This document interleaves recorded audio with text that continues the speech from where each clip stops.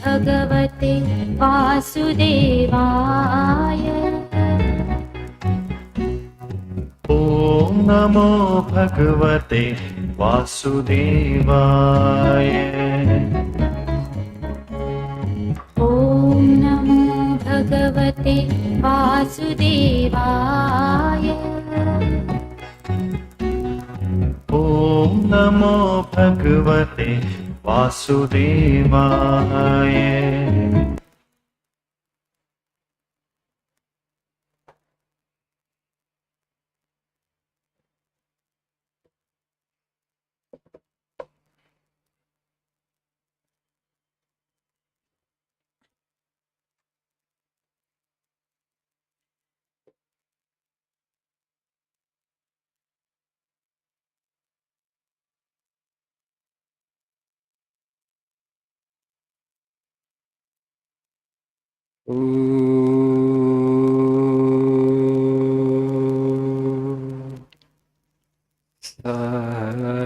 सहनावतु सहनौ भुनक्तु सह वीर्यं करवावहै तेजस्विनावधीतमस्तु मा विद्विषावहै।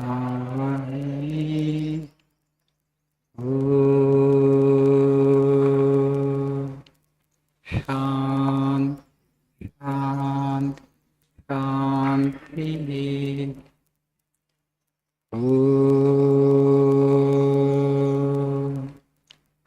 असतो मा सद्गमय तमसो मा ज्योतिर्गमय मृत्योर्मामृत्युंजय। ॐ शान्ति शान्ति शान्तिः।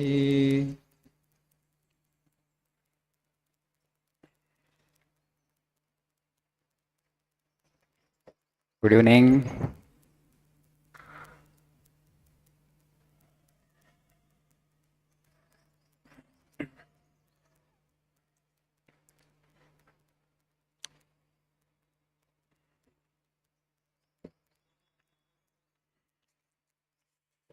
So please see page number 96 for today's quote.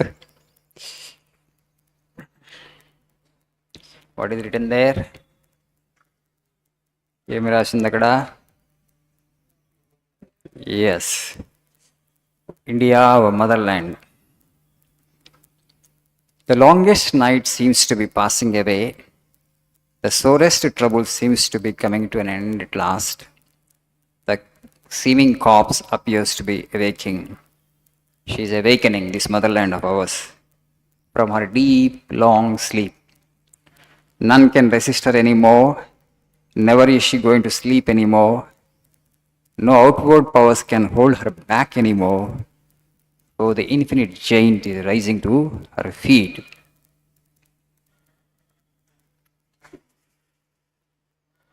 We Indians,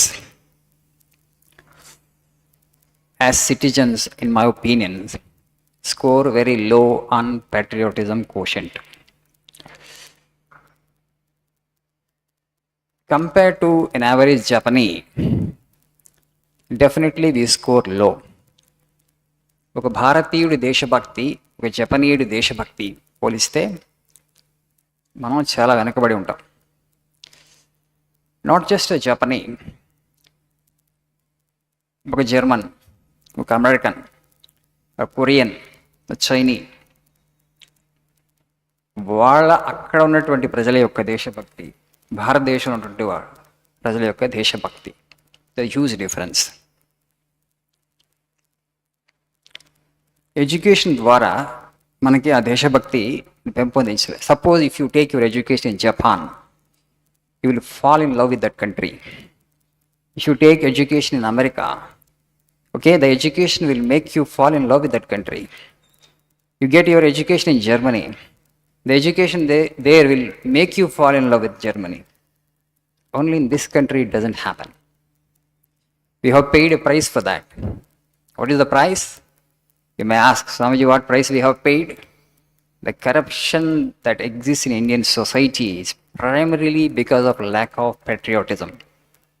Patriotism ante deshabhakti.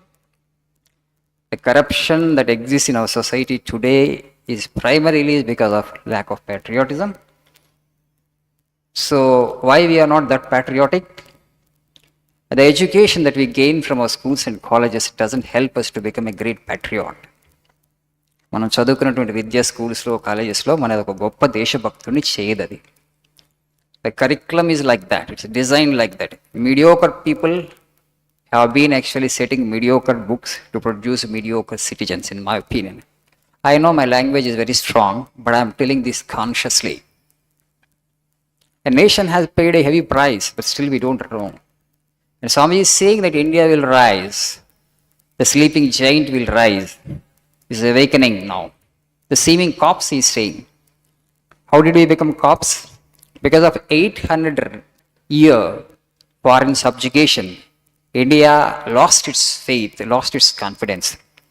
When Vivekananda appeared on the scene, on Chicago Parliament of Religions in 1893, what impression the Americans were carrying about India? A nation of slaves, a nation ridden with poverty, people who are full of superstitions, backward in every sense of the term. They are uncivilized. And Britishers used to tell the world that these people are so uncivilized. We are ruling over them to civilize them. మేము ఎందుకు భారతీయుల్ని పరిపాలిస్తామంటే ప్రపంచానికి వాడు చెప్పింది ఏంటంటే వీళ్ళు అనాగరికులు, వీళ్ళని నాగరికులుగా చేస్తున్నాం. These people are uncivilized. They are superstitious. We are helping them actually to become civilized. Saying that actually they ruled over for nearly 200 years. Leave that apart.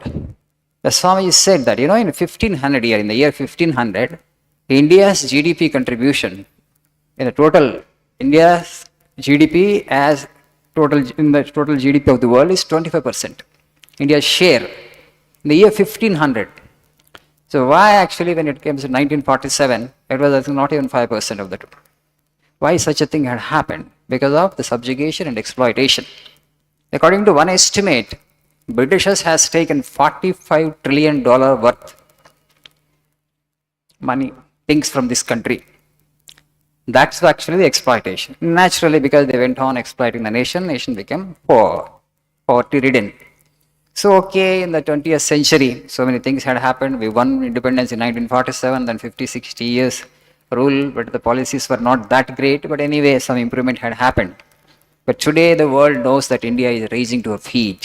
Okay, and we are going to become the third biggest economy very soon, and India will become a force to reckon with. We just see in 10-15 years that there is significant improvement in every aspect, in every sphere. Now the people realize and understand the greatness and glory of their own motherland.